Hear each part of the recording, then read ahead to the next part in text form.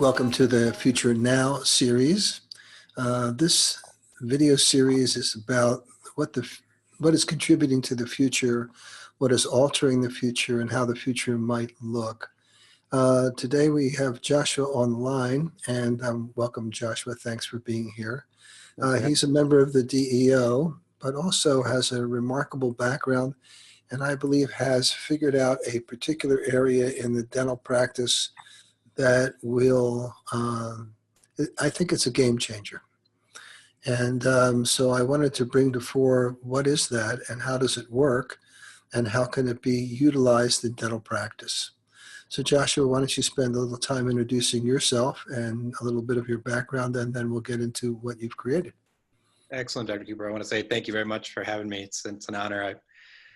Just joining the DEO, I've been excited to learn a ton in just a short period of time, and it's nice to collectively connect with dentists who are all kind of experiencing the same challenges that I am, and I've learned so much in such a short period of time. It's a good group, so thank you for creating it. You're welcome. Second of all, I mean, I'm a general dentist. I still practice a couple days a week. I own a couple practices, opening 2 more here in the next couple months, and have grown a great deal over the years. My background started up first practice 12 years ago, then built some buildings, opened up a large group practice, opened up another practice, and have kind of learned a whole lot along the way, just scaling from that beginning till now.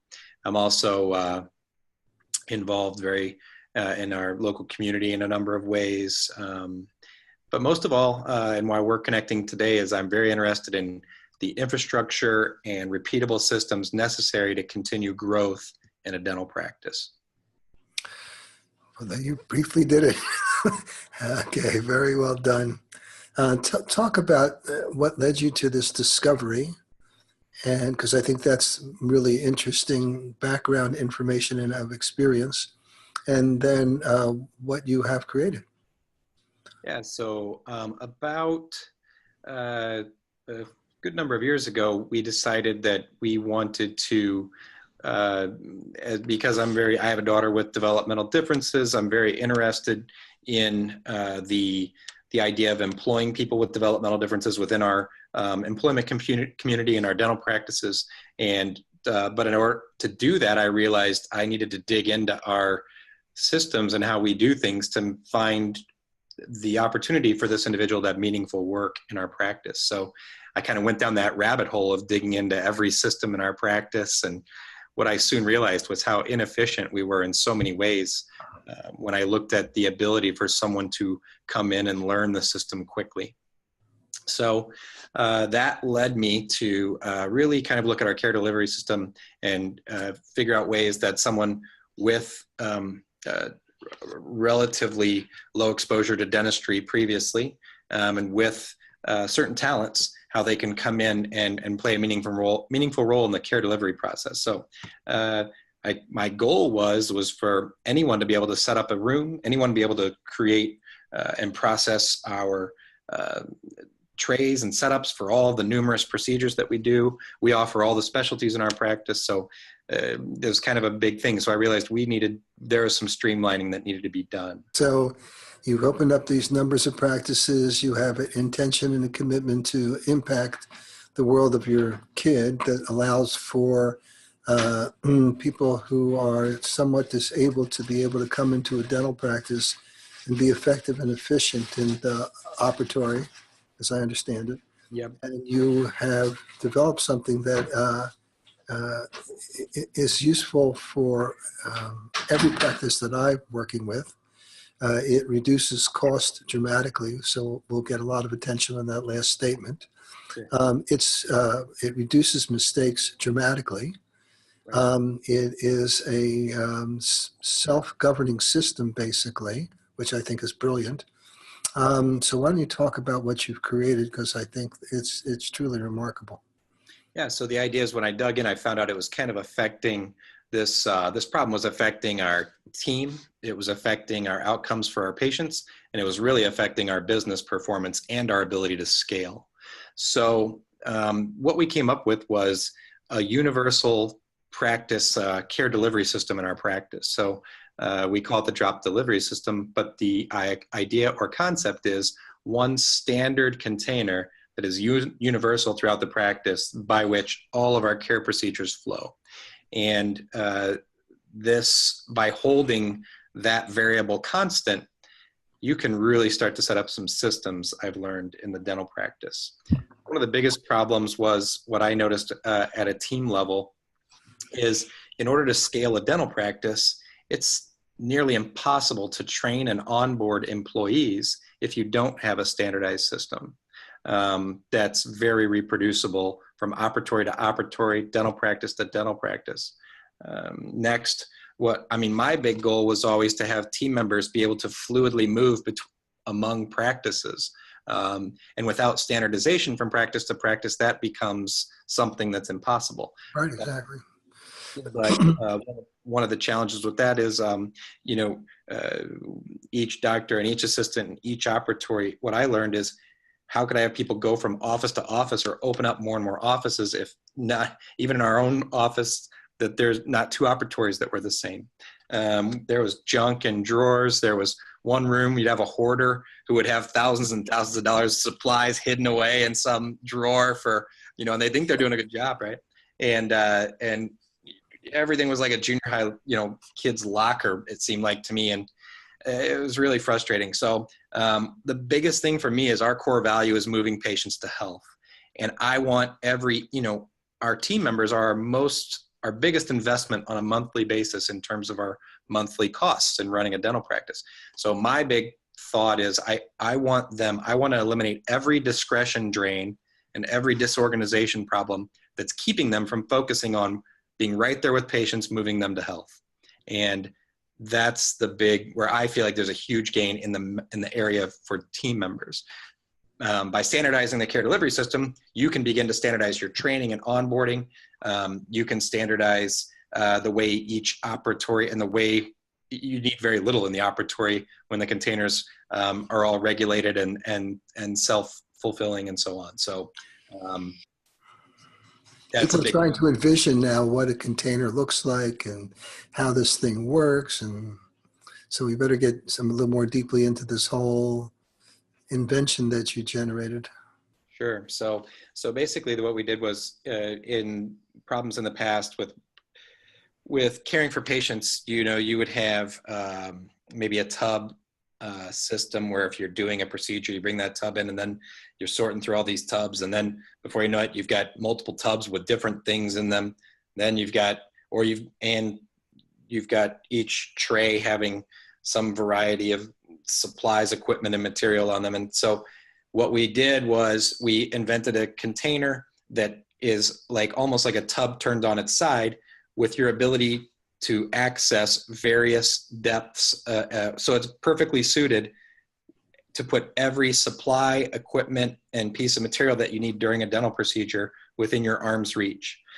So in every restorative room, we have the drop containers that have our standardized pre-stocked supplies that our goal is for those to last us a month. And in our hygiene rooms, we have the same setup with pre-stocked supplies that are with the attention for them to last a month. So theoretically, we're moving our inventory off of some purgatory central area where supplies, whether they go to heaven or they go to expiration or whatever. Mm-hmm. So that's been a big frustration of mine in the past when it comes time to inventory and organizing all of that. And you start to have your most important team members, your most valuable team members, focusing on trying to order supplies, which is a total sink in terms of cost. So when you put all of your supplies and materials that you use 90% of the time right there within reach in the hygiene rooms and right there within reach in the restorative rooms, you dramatically cut down on the room leaves. You dramatically cut down on the time sink by inventory and ordering problems. There's a lot of things that standardization allows for. So that's effectively it. If people want to see that, they can go to dropdeliverysystem.com.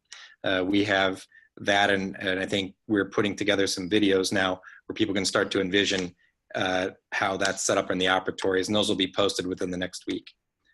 You're also a pretty good business guy. So how much money do you think you save in terms of, besides employee time, which is dramatic, and focus on the patient, so greater efficiency because they don't have to deal with anything outside of the operatory. So the time efficiency ratio gets much better. But in terms of just the amount of money that you spend on supplies, have you ever looked at the variance in that? Yeah, what we're learning now is a couple things start to happen.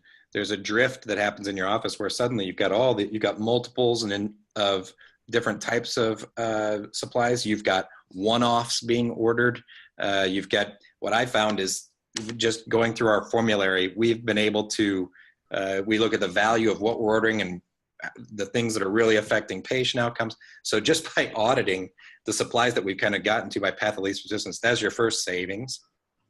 But I mean, I think what we're getting down into is supplies that so my goal is to have a supply cost that's 5% or less or way less. And then also to have almost zero human time spent on it on a monthly basis. So the costs, where that adds up is, I think, an EBITDA at the end of the month when you look at profit. And for example, like in our practices here in Central Illinois, we lost a third of our revenue and have been able to continue working profitably.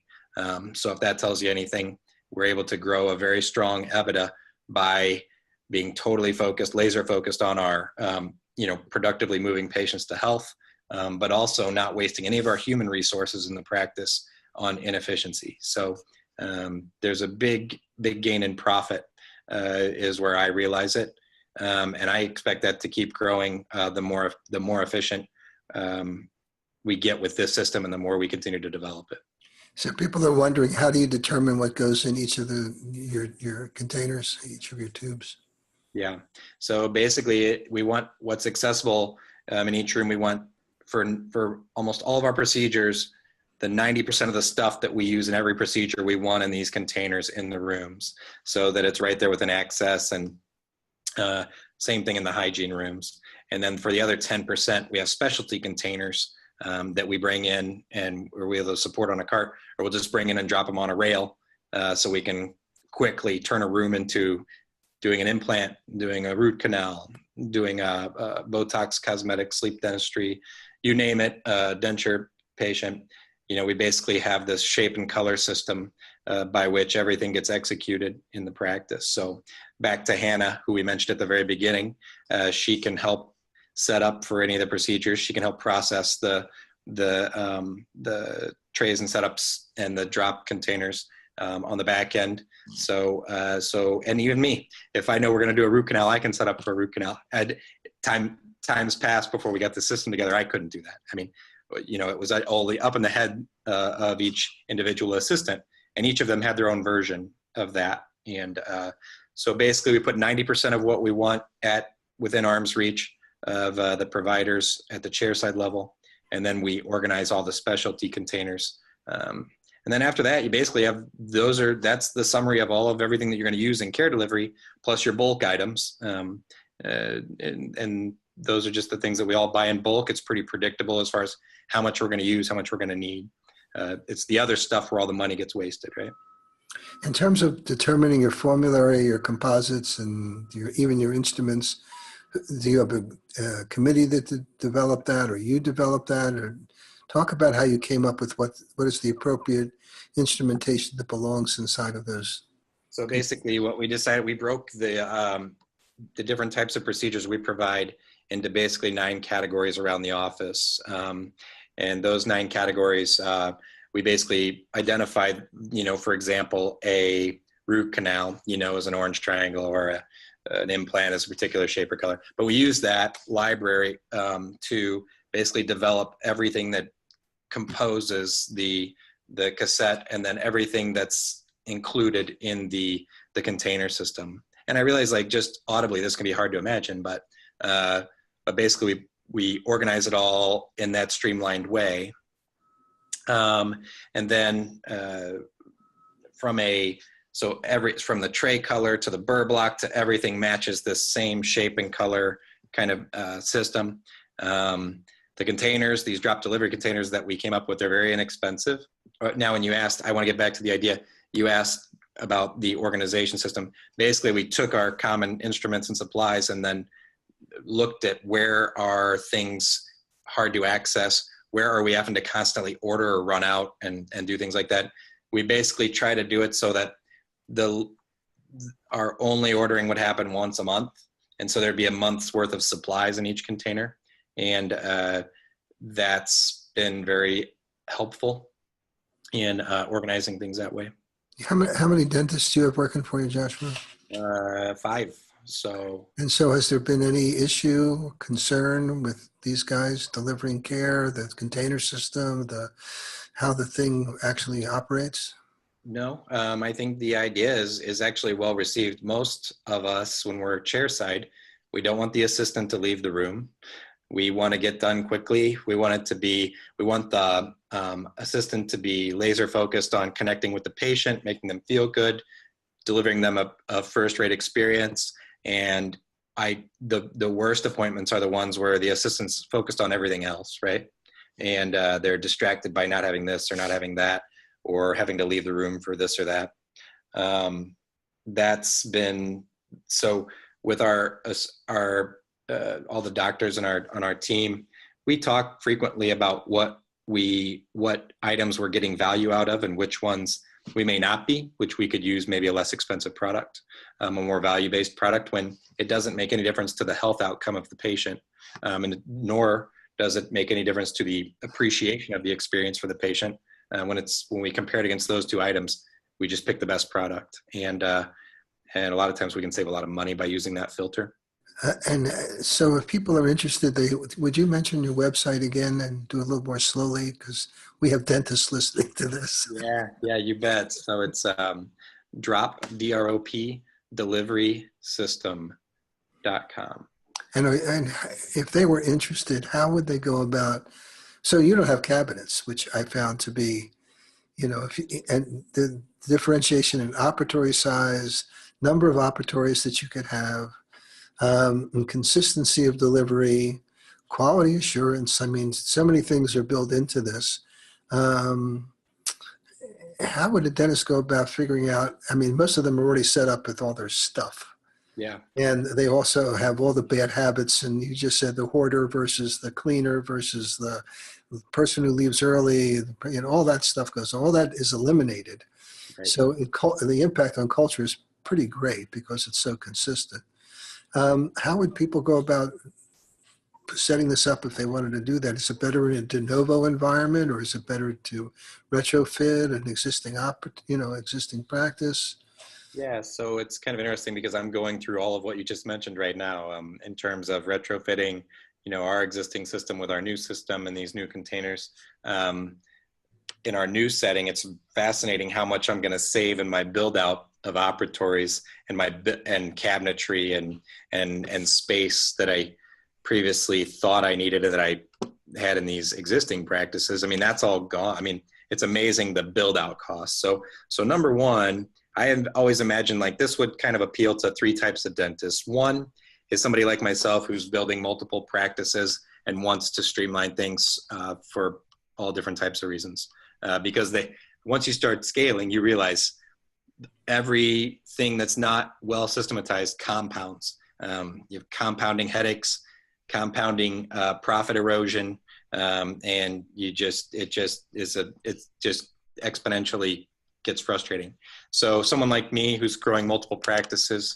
The other one would be the young dentist who buys, or the person like me who wants to acquire a dental practice and wants to find the most simple way to retrofit a system into an aging or existing practice without changing everything, right? It would appeal to them because basically these containers are meant to just hang on a wall clasp in any operatory or sit on a counter. That was important to me, was to design something that could be dropped in anywhere. And that was kind of the name of, drop any procedure into any operatory in any practice was the idea of calling it the drop delivery system. So it would appeal to someone who's acquiring a practice, I think, and wants to convert it simply or as effectively as possible to maybe a new or systematic way of delivering care without totally upending and doing a $50,000 remodel per operatory, right? The last person, and that could be someone, acquiring a new young dentist.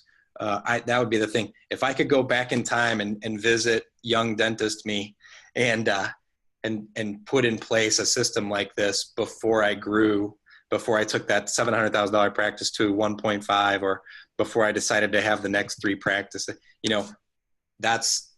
there's just so much positive opportunity that's unlocked when you get that level of system, in your practice early on, when you've got the time to do it. The last person would be someone like me, not that long ago, who had one practice that had grown from, nothing to 3 million. And it's frustrating when things aren't streamlined. Like, in that, there's a lot of dentists out there, I think, who are great and they're growing and they've got a good practice, but they find as they grow, profits getting eroded because of there's inefficiencies. And they also find that they're just frustrated, like there's like an exponential out of control, as you add more and more procedures, and things just really get out of control fast. So that's my target audience, are kind of those 3 groups. So yeah, I know that you're on your website, you're building some videos and doing all of that. Is that so that a dentist interested would be able to do this setup themselves and figure out the containers themselves? Yeah, I think most people work well when you give them something to start with. So my goal is to basically fully share our system, help people understand how we've got things organized. And they may have some good ideas and some things that they may would adjust or try. First of all, I think it's hard for dentists to kind of when I talk to them about it, it's kind of hard to wrap your brain around the idea of really streamlining everything like to that level. But what's funny is when you restrict yourself, when you're that restrictive about making everything flow through a common kind of container like that, it's amazing how well you can get things organized. And I think it would help to show people. The popularity of your system is going to be dramatic. Most of the clients in the DEO for itself, everybody wants to grow and grow pretty quickly. But the investment it takes to do that is diminished without cabinetry, with systems that are set up where anybody can work at any location and have the same system over and over again.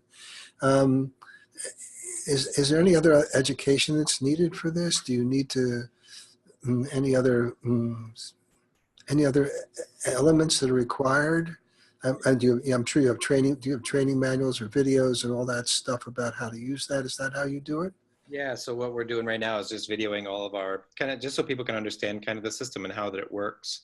I think just that exposure would be ample in terms of getting their minds around how it's done. And so, yeah, last week we shot our first 3 videos, just kind of introducing the system and getting them organized. Like I said, within a week so's time, those will be up on that website. I have another question that's a little coming in from the side. You're Sure. a brilliant guy to have done all this work and to have committed yourself to really improving efficiency. It's going to be dramatic. The impact, at least in your fellow DEO members, they're all going to be calling you, as you can tell. And there's about 70 guys want to figure this one out with you. But the question is this has got good commercial business value. I mean, you could have made this into a business, and you're in essence giving it away. And I need to ask that question: how come you're doing that? Well, I think that originally, I think there's plenty of, I think the velocity of giving it away at this initial exposure, or at least giving as much information into our DEO community, I think there's a whole lot of opportunity to be gained in terms of the supply chain, distribution. I think there's a lot of other things to monetize around it in the long run. And so I'm kind of confident that just getting some initial exposure and I actually think that we're all going to grow because of it. I hope to learn some things from others. I'm kind of excited about the germination of the idea. And as you know, with dentists, sometimes things don't change fast. And I think the more easily we can let this flow here early on, the more we're gonna collectively get this thing going. So, and my little mind goes too about, well, we got 80 members in the DEO, probably 60% are GPs doing multiple procedures. And instead of the ordering coming, because all the containers, if we could get a line on what goes in the containers, the supply cost and who is your supplier? I mean, if you can go to one supplier with 60 people saying, fill our containers, I think the cost savings would be ridiculous, actually. yeah, and that's one of exactly. I think you're getting at exactly what I'm saying is that's where the real savings are going to come from, the real gains and profit in our offices. And so I think I use Henry Schein right now, but I just think there's a whole lot of potential for dentists. I mean, if you think of 60 dentists, just imagine there could be a lot more. I think there's just all sorts of pretty cool opportunities with this in terms of horizontal integration with some distribution or supply chain company. I think you've got, and also vertical integration. So we have some, and you'll meet some of these people are starting to enter into the hospital environment. Pediatric for one, a guy from Northwest Arkansas, Jeffrey Rhodes. But we have other people who are starting to see the vertical integration occur, something like Kaiser's doing now. And to be able to take your cart in with your trays and just all you need is a dental chair, as opposed to a build out for a hospital in terms of their costs, willing to work through a dental access, and that's going to be dramatic as well. Or insurance companies that are buying dental practices. So I think we'll support this greatly. So how mature is the website? Can people get a good idea of what you're doing and how this works? It's not super mature yet, but I think you'll find when we add some more content here over the next couple weeks' time, I'm going to be demonstrating a lot of it. Okay. Yeah, but basically in the operatories, all someone really needs is that just a rear countertop where their drills and their trays would sit.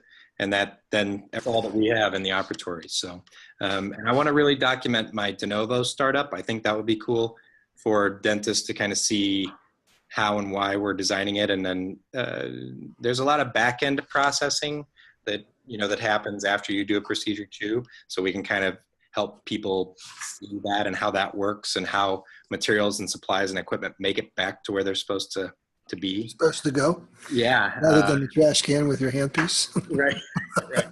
So I'm going to try to document all of that. And then, over the next 6 months time, I'm hoping by the end of this, 6 months from now, it'll be a very easy system for any dentist to look at and see if it makes sense for them and hopefully change the world a little bit. Right.